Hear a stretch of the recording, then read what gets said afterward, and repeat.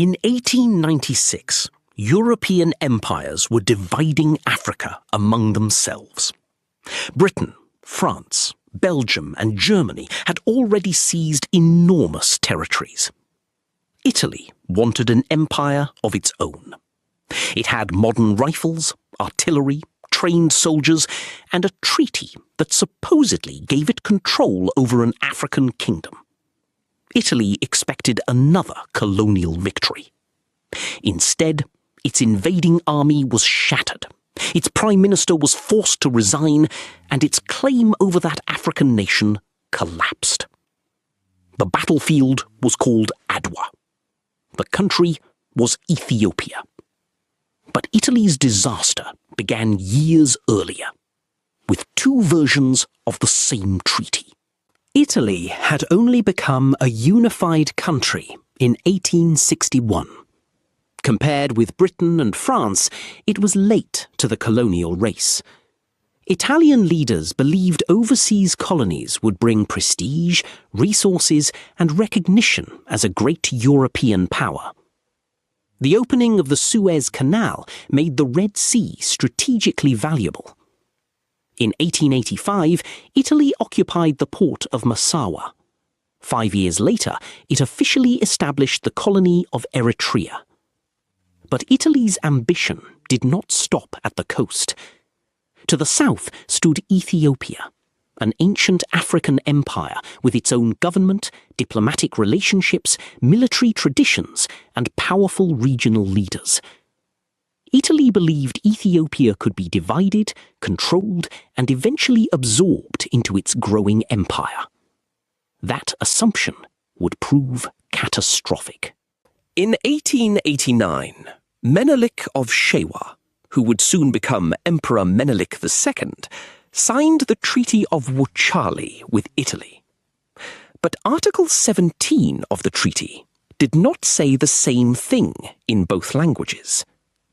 In the Amharic version, Ethiopia could choose to use Italy when communicating with foreign governments. In the Italian version, Ethiopia was effectively required to conduct its foreign relations through Italy. That single difference transformed cooperation into control. Italy presented the treaty to European governments as proof that Ethiopia had become an Italian protectorate. Menelik rejected that interpretation. When diplomacy failed to resolve the dispute, he formally denounced the treaty in 1893. Italy now faced a choice: abandon its protectorate claim or impose it by force. It chose force. But Menelik was already preparing. Menelik issued a national call to defend Ethiopia. Forces came from Shewa, Tigray, Wollo, Gojum, Gondar, Harar, and other parts of the empire. This was not one small standing army. It was a vast coalition of regional forces brought together under a common purpose: defending Ethiopian sovereignty. Among its major leaders were Emperor Menelik II, Empress Taytu Betul, Ras Makonnen, Ras Alula, Ras Mikael, Negus Tekle Hymenot, and Fitaurari Gebeyehu. Ethiopia's army was not technologically uniform. Some warriors carried swords and spears, but tens of thousands had modern rifles, and the army also possessed artillery. Menelik had spent years importing weapons and ammunition from several countries. Ironically, some weapons had even come from Italy itself. Empress Taytu was also central to the campaign. She opposed the Italian protectorate claim, accompanied the army north, and commanded her own contingent. Thousands of Ethiopian women supported the campaign by transporting food and water, caring for the wounded, and in some cases, fighting. Keeping such an enormous army supplied across difficult terrain was an achievement in itself.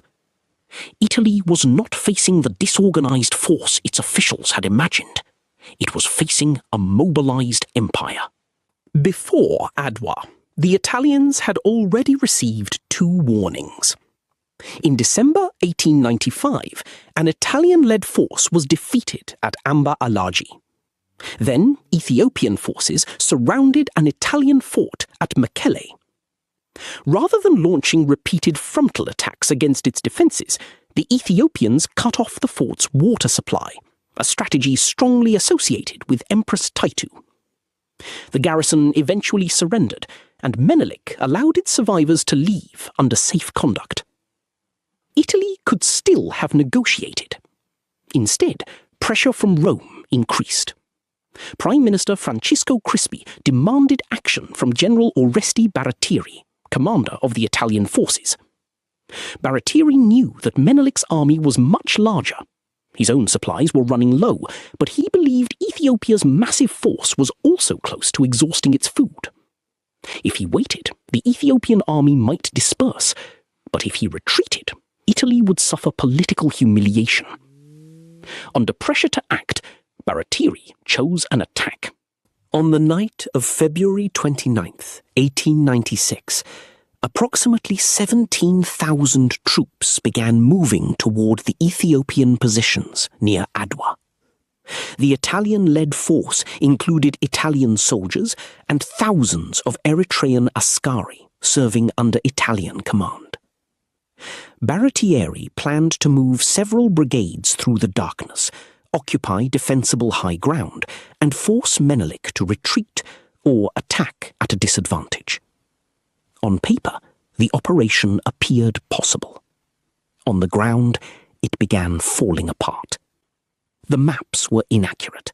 The terrain was broken by mountains, valleys, and narrow passes. Communication between the columns became increasingly difficult. One brigade advanced too far. Another moved away from the position where it was expected. Gaps opened between them. Before the battle had properly begun, Italy's army was divided, and the Ethiopians knew it was coming. At dawn on March the 1st, Ethiopian forces confronted the separated Italian formations. Estimates vary, but Menelik may have assembled between 80,000 and 100,000 fighters, several times the size of Baratieri's army. Numbers mattered, but numbers alone do not explain the victory. Ethiopian commanders knew the terrain. They received intelligence about the Italian movement and reacted quickly.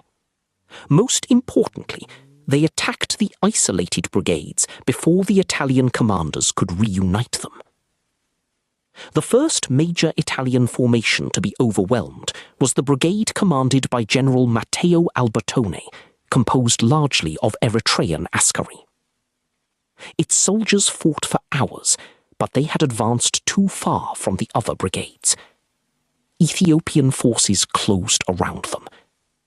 Albertone was captured, and his brigade collapsed. The Ethiopian army then turned against the Italian centre. Forces led by commanders from different parts of the empire attacked from multiple directions. Riflemen pressed the Italian positions, while artillery struck from the surrounding heights. Menelik kept a large reserve available, rather than committing every fighter at once. As the pressure increased, the Italian formations could no longer support one another. General Giuseppe Arimondi's brigade was overwhelmed. General Vittorio da Bormida's force became isolated in a valley and continued fighting into the afternoon, apparently unaware that much of the army was already retreating. When it finally attempted to withdraw, Ethiopian infantry and cavalry closed in. By the afternoon, the organized Italian line had disintegrated. Soldiers abandoned weapons and artillery as they fled north toward Eritrea. Italy had expected a colonial campaign.